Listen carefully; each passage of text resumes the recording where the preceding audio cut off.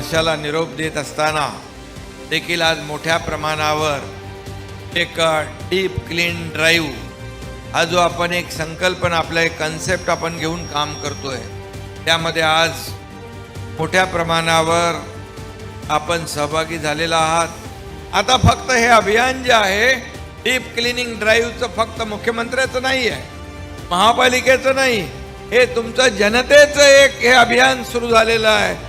समृद्ध महाराष्ट्र आपल्याला करायचं असेल तर या डीप क्लिनिंग ड्राईव्हमध्ये आपण सगळ्यांनी एक लोक चळवळ, लोक सहभाग म्हणून सहभागी होऊया।